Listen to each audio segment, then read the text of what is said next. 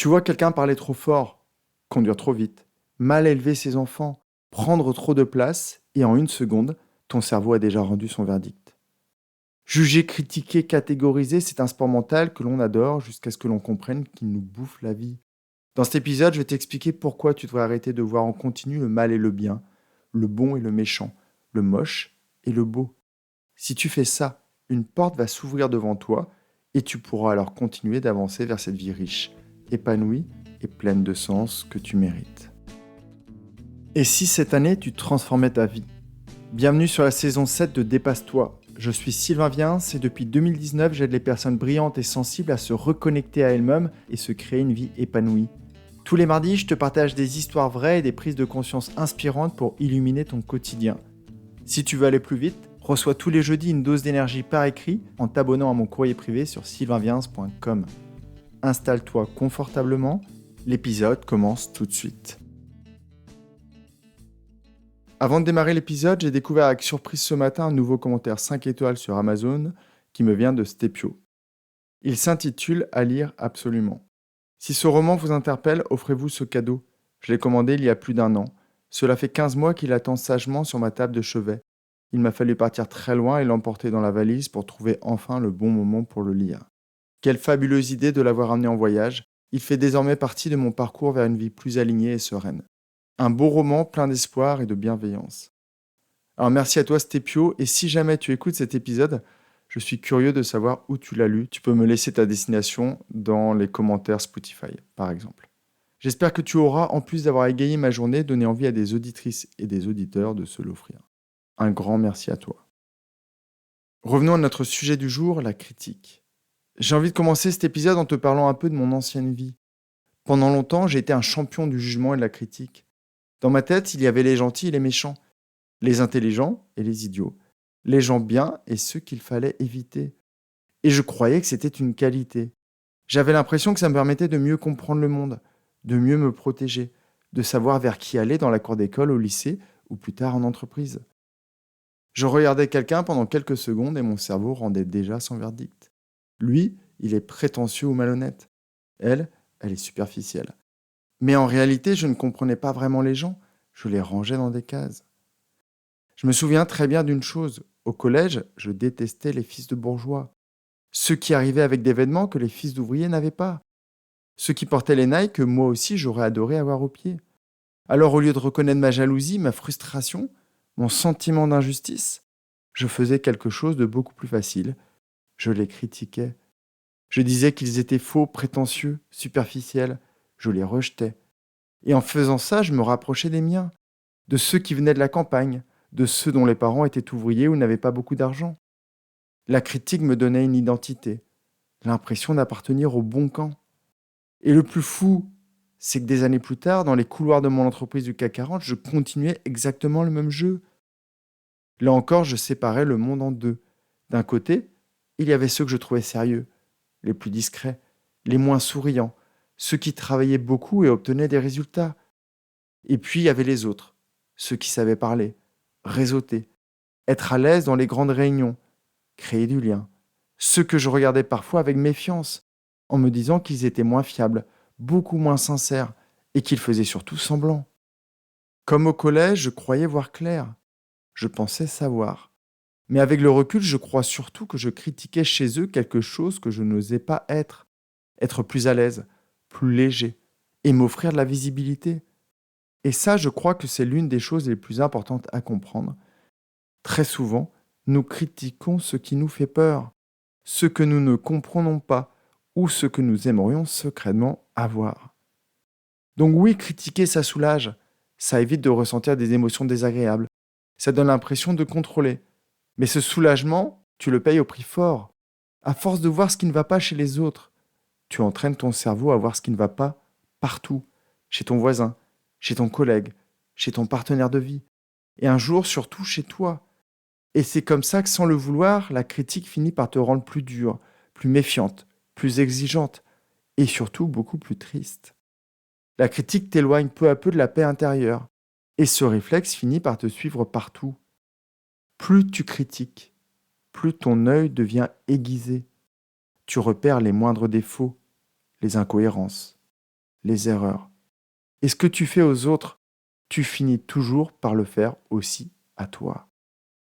Tu remarques peut-être que l'herbe de ton voisin est mal entretenue. Alors tu le ranges dans la catégorie des gens négligents. Puis tu extrapoles. Tu te dis qu'il ne respecte rien.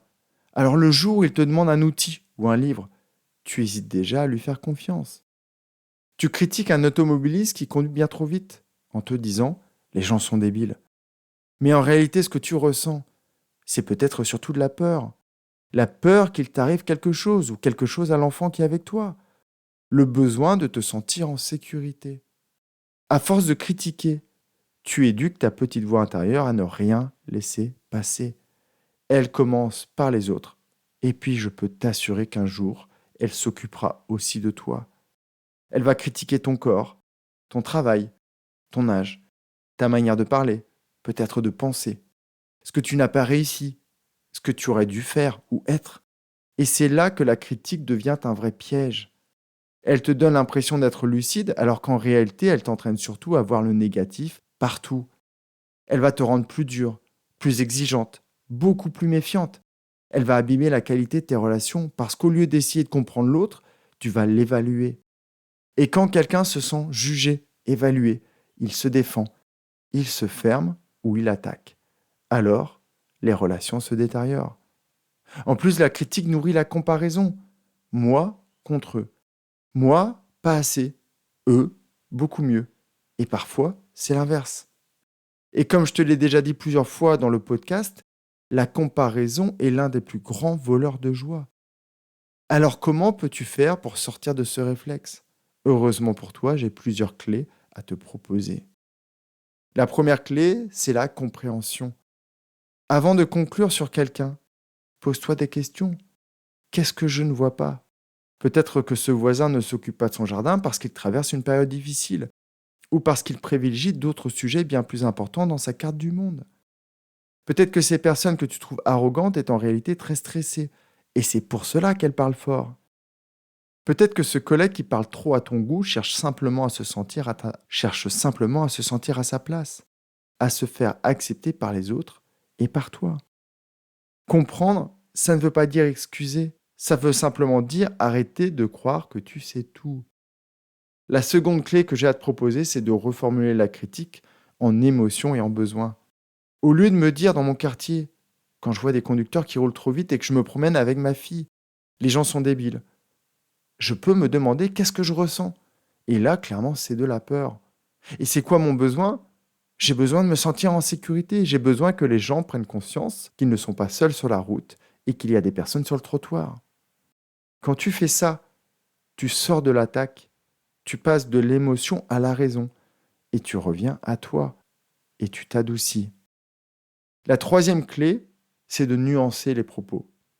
Quand ton cerveau dit automatiquement « il est insupportable »,« elle est superficielle »,« il est fou », arrête-toi une seconde. Prends une toute petite pause, respire et demande-toi « est-ce que c'est vrai ? Ou est-ce que c'est seulement mon interprétation ? Peut-être que ce conducteur conduit trop vite parce qu'il est stressé. Peut-être que sa femme est en train d'accoucher sur le siège arrière. Peut-être que cette femme cherche juste à être aimée. Et c'est pour cela qu'elle te parle de toutes ces choses. Peut-être que ce collègue qui t'agace fait juste preuve de maladresse. Ce que toi aussi, je suis sûr que tu fais parfois. Tu peux aussi en rajouter. Comme moi, cette personne essaye juste d'être heureuse. Comme moi, elle se trompe parfois. Comme moi, elle fait de son mieux avec ce qu'elle a actuellement. Et tu vas voir que ça change tout. Peut-être que ta paix intérieure ne va pas commencer quand le monde va changer. Peut-être qu'elle va commencer le jour où ton regard s'adoucit, où ton regard change. Le jour où tu arrêtes de mettre les personnes qui t'entourent dans des cases. Le jour où tu décides de mettre ton énergie ailleurs que dans les critiques. Si tu le veux bien, on continue cette réflexion ensemble dans ma newsletter privée. Chaque semaine, je te partage une réflexion plus personnelle, plus profonde, avec encore des idées, des déclics et des exercices qui vont te permettre d'alléger ta charge mentale, de mieux te comprendre et de revenir à toi un peu plus toutes les semaines. Le lien pour t'inscrire est dans les notes de l'épisode. En attendant jeudi, prends vraiment bien soin de toi et de toutes les formes de vie qui t'entourent. Bye bye. Merci d'avoir écouté jusqu'ici, et si cet épisode t'a parlé, il parlera sûrement à quelqu'un que tu aimes. Alors pense à le lui partager tout de suite. Pense aussi à me laisser une note sur ta plateforme d'écoute et abonne-toi au podcast pour ne rien louper. Je te retrouve jeudi dans mon courrier privé et je te dis à très vite.